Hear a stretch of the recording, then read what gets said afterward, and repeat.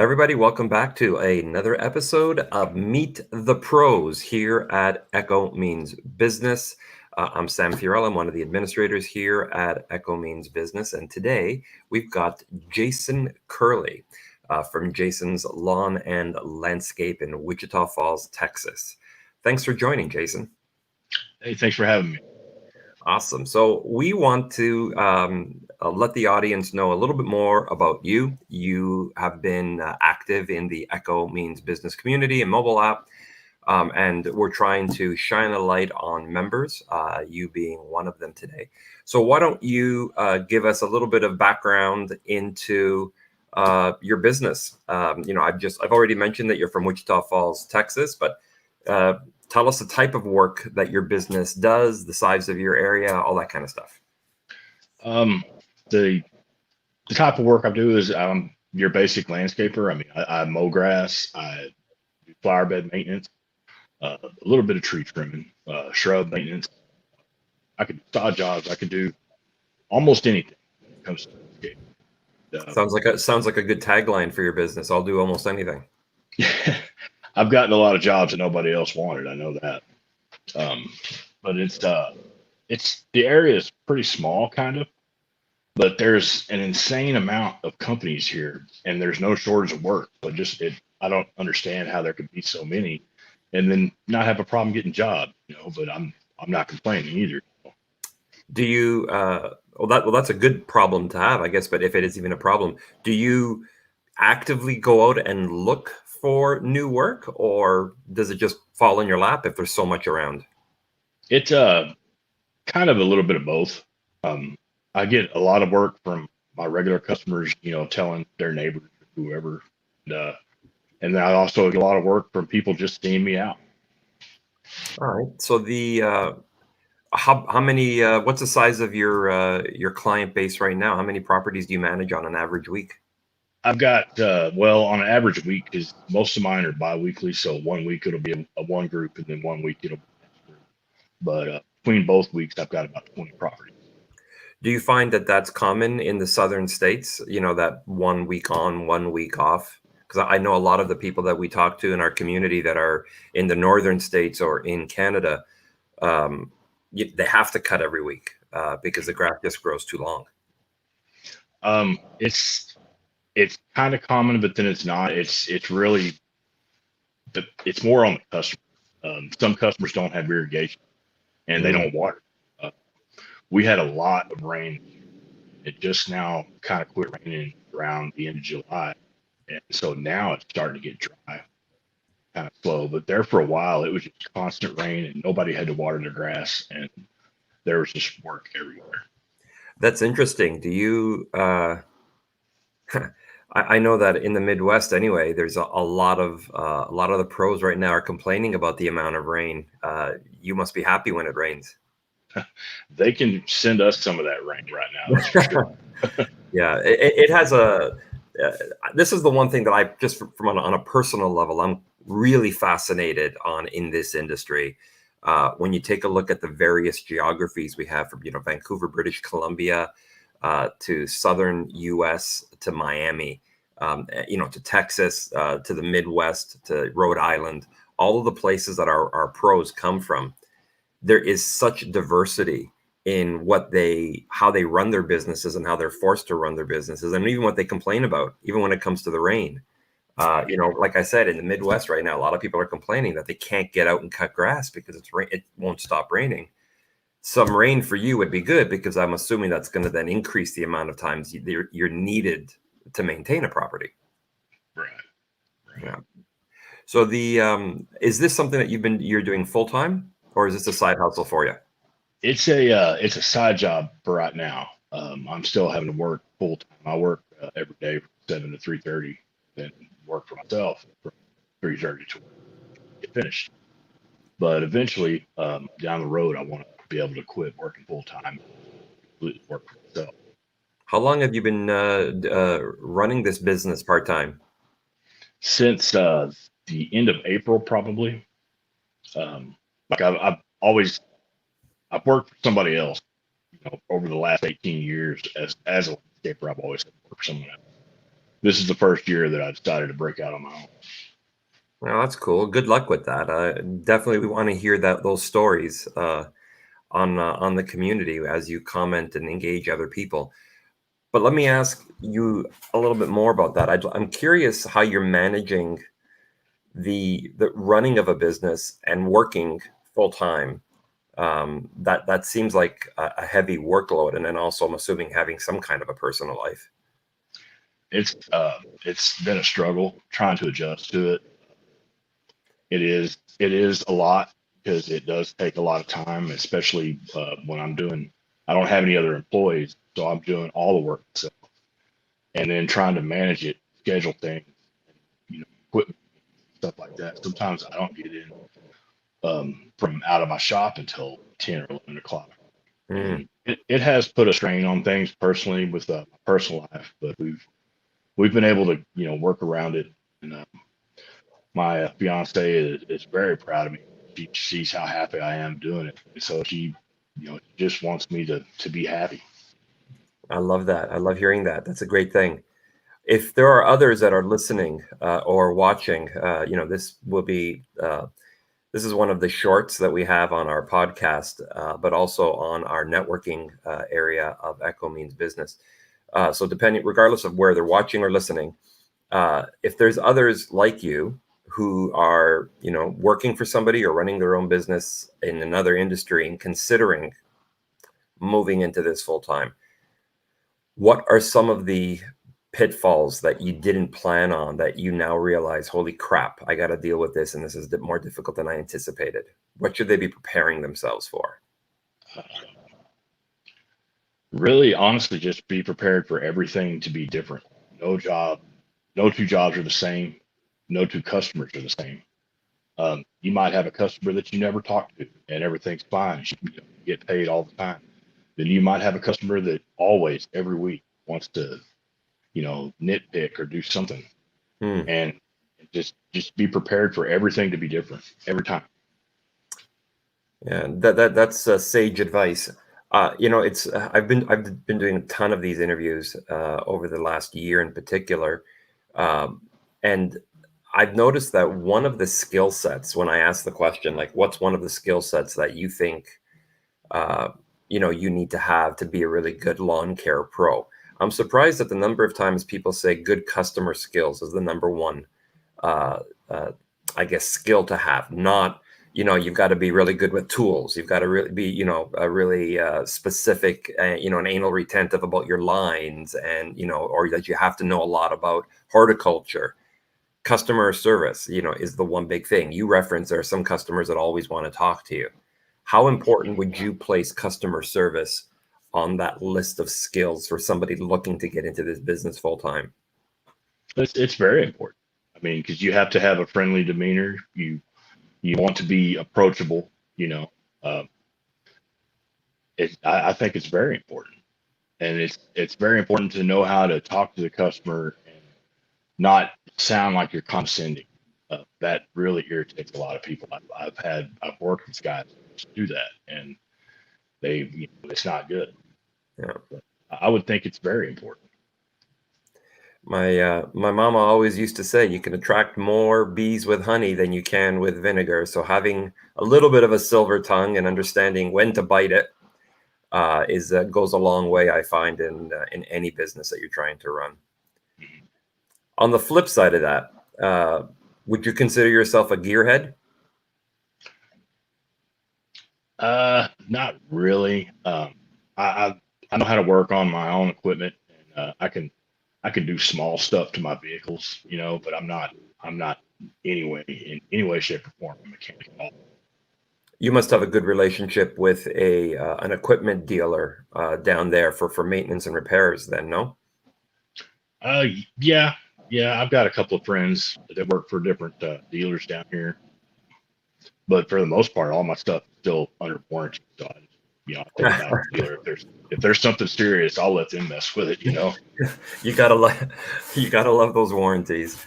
That's a smart thing, and make sure you register them. I cannot believe how many people buy brand new products, spend a crap load of money, and don't even bother completing the warranty card on these things until it's too late, and they realize that they don't have their old receipts or whatever it was, and they can't get the warranty done. Mhm.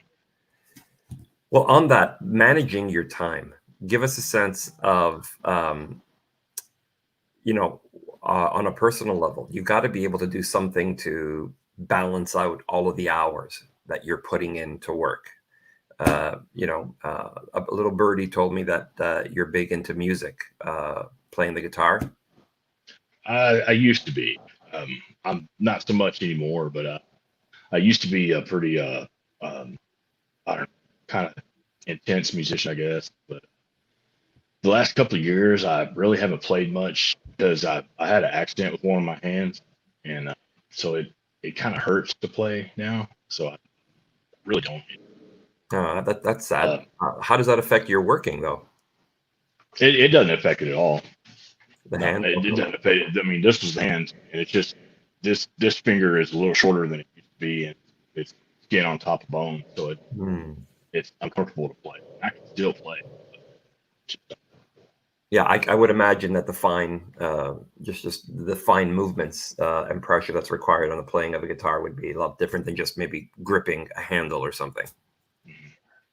Yeah, it makes sense. The So, what advice what was one of your biggest mistakes that you've made in this industry? I'm trying to showcase what you've learned, positive and negative, to those people who have been, Uh, following your comments and your profile on our community. the biggest mistake I've made has been selling myself short or underbidding, or thinking that's too much to charge. I really should charge that, you know. And because in the end, if you don't price things right, you're not going to make any money doing it. Yeah. You're basically going to be paying for the gas it takes to do it. So just never sell yourself short. Know your worth. Were you listening in on that pro networking session we did Thursday Night Live about knowing your worth? I caught part of it. Yeah, that's one of our more popular podcasts and videos on the networking session here on the community. It is amazing how many people get into this business without understanding how to price Mhm. products, or understanding the profit margins or all of the various costs that go into it. So I'm glad that you raised that. Not a lot of people are willing to admit that that's a hard lesson to learn. Sometimes it is better to just walk away from a job and not take it than lose money on it. I've Because had to do that that time too. could be best spent somewhere else. I've had to do that, and I've intentionally, well, I won't say I intentionally priced jobs too high because I I could have done it, but it wouldn't have been profitable for me to do it. And so I intentionally did it too high so the customer wouldn't, want me to do it. Yeah. Uh, There's something called price to indifference. That if you've got and basically what the rule is if you don't want, or if there's a client that's just pissing you off and it's just too difficult, simply rate don't fire them. Just raise the price to the point where their BS is worth putting up for because they're paying enough. And if they're not prepared to pay for it, then they walk away from you. And if they are willing to pay, well, then good for you. You're willing to put up with it and you make some extra bucks in the meantime. That was a lesson that I learned early on in my career. So give us then, just to wrap things up here a little bit, what you said that learning how to price, or not undervaluing yourself was one of your biggest mistakes. Now, give us something that you've done really well. What is your key to success in your industry right now? I would say my attention to detail, uh, because I don't have 200 clients, so I don't have to go just speed, speed, speed. I can take my time and pay attention to the little things, make sure that I get every little leaf that I can, make sure that the edges are straight and everything. And I tell people that when I'm talking to a new customer, I tell them that's what sets me apart is my attention to detail, because I don't have to rush, and so I can take the time that that it needs to make it look right. Well, from the sounds of it, you have a lot of competition down there. So finding your unique differentiator amongst that competition is, how do you, other than just talking, do you have any other marketing or promotion that you do that highlights that differentiator for you? I take pictures of some of my more intricate jobs and stuff, and I use those in my advertisements. I advertise on the Nextdoor app and I advertise on Facebook. Is that where the majority of your new leads are coming from, or is it from referrals from existing clients? It's a little bit of both. It's about half and half, but Oh, I do get a lot. I get a lot from the Nextdoor app, actually. yeah, I've been hearing a lot of people talking about that app and how profitable it has been for them to be in it. Is it difficult to set up for somebody that doesn't really, not familiar either with technology or not familiar with the app? No, not at all. Not at all. It's as simple as making a Facebook page, pretty much. And how expensive is it to be part of that community? The to actually, well, because it's free. I haven't had to pay anything. So, but I think there is one that they charge for, but they've never charged me. Yeah, there are. You're right. I was just curious what your experience has been. There are free levels, and then there are paid levels for more exposure. It's good to hear, though, that with the free account that you've been driving a lot of business. Yeah, That's good to hear. I haven't had any trouble at all. I was actually kind of overwhelmed at first at how many people, did start calling. It was kind of neat. So I also wanted to congratulate you on being a runner-up winner in the Echo Means Business Backyard Grill Masters campaign. I don't know if those people listening knew that you are one of our winners, which is fantastic. So what I saw from when we were monitoring the conversations, you jumped in pretty late into the time period that we were running the contest, but you really moved up quite a bit. You got, now that you've won and it doesn't matter, you got to give us the secret. Were you actually spending a lot of time trying to drive those numbers up, or did you just do what you needed to do and then the points added up on their own? They just added up on their own. I had no idea that was going to happen. It was a complete surprise to me when I won. I actually thought it was a joke. But yeah, they went up on their own. That's good. So you're finding. I'm going to take a second here to maybe we don't do commercials in this community, but maybe I'll ask you to give us a little bit of a testimonial in your experience in joining the community and moving up the leaderboard, which you didn't try and do. How valuable have you been finding the community on Echo Means Business? Extremely valuable. There's little maintenance tips stuff that I didn't know. Just little things that I just didn't know, and because you can never know enough. And every time I get on there and I get in the forums or I watch the videos or something, I learn something every time. Oh, that's fantastic. So is it more, I'm curious now, just doing a little bit of market research in front of whoever's watching this right now, are you finding the value being more on the technical side, meaning, product maintenance, product selection, or on business and business development type information that you're getting through the community? I've been really learning more of the business side of it, the business relation part, because this is new to me still running a business. So I've been really, really trying to stoke up as much of that as I can.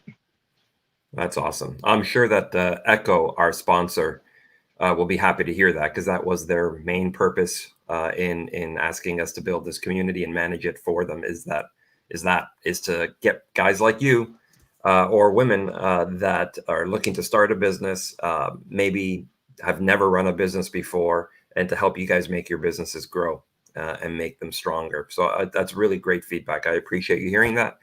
Thank you very much for participating in the community. Congratulations on winning the runner-up prize in our last sweepstakes. I'm sure we'll be doing more of those, so pay attention. For those of you listening, if you missed out on this one, keep your eyes open on echomeansbusiness.com or on the mobile app. We will be promoting other promotions coming up. And if you're at the GIE, we will be there with our social media lounge, and there's going to be a ton of promotions and contests that we're going to be running there. So be sure to visit us there.